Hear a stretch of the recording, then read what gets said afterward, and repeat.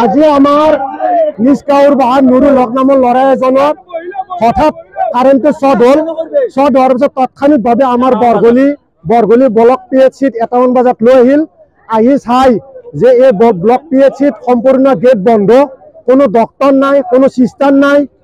তাৰপিছত লগে লগে পৰিয়ালৰ লোকে ইয়াত যিহেতু কোনো ডক্টৰ নাই, ডক্টৰ নথকাত লগে লগে ৰঙিয়ালৈ লৈ গ'ল। লৈ যাই 1 কিলোমিটাৰমান যোৱাত এই নুৰুল হক নামৰ প্ৰায় 30 বছৰমান বয়সৰ ল'ৰাজন মৃত্যুক আকোৱালি লয়।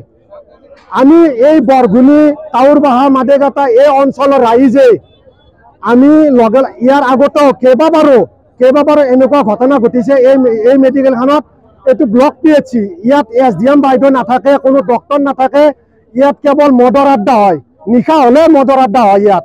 গতিকে আমি দাবী উত্থাপন কৰিছোঁ, ইয়াত আজি যেতিয়ালৈকে DC ছাৰ ইয়াত উপস্থিত নহয়, ইয়াত যেতিয়ালৈকে SDM মেডাম উপস্থিত নহয়, ইয়াত যিজন বৰ্তমান ডক্টৰৰ ডিউটি আছিল, সেই ডক্টৰৰ ডিউটিজন ডক্টৰ নথকাৰ কাৰণে যিজন ব্যক্তি নুৰুল হকৰ মৃত্যুবৰণ কৰিলে, সেই ডক্টৰজনক ছাছপেণ্ড কৰিব লাগিব আৰু যিজন নুৰুল হক, সেই নুৰুল হকক ক্ষতিপূৰণ দিব লাগিব।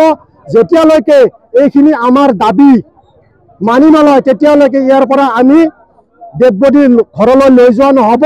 আৰু আমি আপোনালোকৰ জ্ঞাতাৰ্থে আমি আৰু দুটামান কথা জনাব বিচাৰিছোঁ যে আপোনালোকে চাওক, আজিৰ পৰা প্ৰায় এমাহ ধৰি এই ব্লক PHCখনত বিজুলীৰ অভাৱ, মমবাতি লগাই চিকিৎসা কৰিব লগা হয়। লজ্জাজনক কথা যে এখন ব্লক PHCত এনেকুৱা ধৰণৰ ঘটনা ঘটে যে ইয়াত লাইনৰ বিলৰ অভাৱত ইয়াত তাৰমানে মমবাতি দি ট্ৰিটমেণ্ট কৰিব লগা হয়। গতিকে আমি দাবী উত্থাপন কৰিছোঁ যে ইয়াত যিজন BTR EM অৰূপ কুমাৰ দে, তেখেতে আচলতে এই চিকিৎসা বিভাগটো চলাত ব্যৰ্থ হৈছে, তেখেতৰ আমি পদত্যাগৰ দাবী উত্থাপন কৰিছোঁ। লগতে BTR চৰকাৰৰ প্ৰমোদ বড়ো, BTRৰ মুখ্য কাৰ্যবাহী সদস্য প্ৰমোদ বড়ো ডাঙৰীয়াক আমি তেখেতৰ গৃহ সমষ্টি বুলি ক'ব লাগিব, যে আচলতে তামোলপুৰ আমাৰ সমষ্টি, যিহেতু আমাৰ জিলা তামোলপুৰ, গতিকে তেখেতৰ সমষ্টিৰ আমি মানুহ বুলি ক'ব লাগিব। তেখেতক আমি এই বিষয়ত হস্তক্ষেপ আমি দাবী কৰিছোঁ। তেখেতে এই যিটো আজি মৃত্যু ঘটিল, এই মাত্ৰ আপোনালোকে দেখা পাইছে যে আৰু এজন বিষয়া ল'ৰা আহিল, যদি ইয়াত এই ডক্টৰৰ আশাত যদি আহিলে সেইজন ল'ৰাৰো হয়তো ইয়াতে মৃত্যুবৰণ কৰিলে হয়। গতিকে আপোনালোকে চাওক, দুটা ঘটনা আপোনালোকৰ চকুৰ সন্মুখত ঘটি আছে। গতিকে আমি দাবী উত্থাপন কৰিছোঁ যে যেতিয়ালৈকে DC ছাৰ নাহিব তেতিয়ালৈকে আমি ডেড বডি নিনিম আৰু আমি কিছু সময় অপেক্ষা কৰিম। এই কিছু সময় আমি আধা ঘণ্টা বা 1 ঘণ্টা সময় অপেক্ষা কৰিম। যদি DC ছাৰ আহি নাপায় তেতিয়াহ'লে আমি এই আন্দোলন আমি ৰাজপথলৈ লৈ যাম। ইয়াৰ কাৰণে যি ক্ষতি হ'ব তাৰ পাছত ঘটনা ইতিমধ্যে আপোনালোকে গমেই পাইছে যে কিছু সময় পিছত 1 ঘণ্টা আগত আনুমানিক এজন মানুহ আপোনাৰ কাৰেণ্টত শ্বৰ্ট হৈছিলে। কাৰেণ্টত শ্বৰ্ট হোৱাৰ পিছত মানুহজন অলপ বেয়াকৈ ইনজুৰ হ'ল, অসুস্থ হৈ পৰিল। অসুস্থ হৈ পৰাৰ পিছত সেই মানুহজনক ততাতৈয়াকৈ মানুহজনে কোনো ধৰণৰ মেডিকেলৰ ছাৰ্ভিচ নোহোৱাকৈ ব্যক্তিগত বাহনত তেওঁলোকে এই মেডিকেলত উপস্থিত কৰাইছে। আনাৰ পিছত কিন্তু তেওঁলোকে আজি OPD চলি আছে, দিনৰ 3 বজাত সেকেন্ড OPD চলি আছে। এই OPD চলাৰ সময়ত তেওঁলোকে আহি পেলাই ডাক্তৰৰ তাতে ৰখিব লগা হৈছে, ডাক্তৰ নাই। বহু সময় ৰখাৰ পিছত এজন নাৰ্ছ আহিছে, নাৰ্ছ আহি পেলাই তেখেতসকলে বোলে চাই পেলাই বোলে কৈছে বোলে এইজন মানুহক ইয়াতে ট্ৰিটমেণ্ট কৰিব নোৱাৰিম।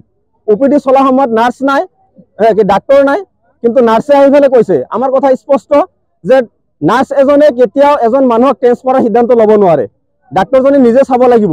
আৰু আমি যিখিনিলৈকে গম পাইছোঁ এইখন মেডিকেল চৰকাৰে যিমান ধৰণে হয়তো ধৰি লওক কৈ আছে, মানে কথাবিলাক অলপ মানে তালফাল লগাই আছে বোলে 24/7। এটা 24/7 নহয়, 24/7 তেওঁলোকৰ বন্ধ, অপেন নহয়, বন্ধ উল্টা হৈছে।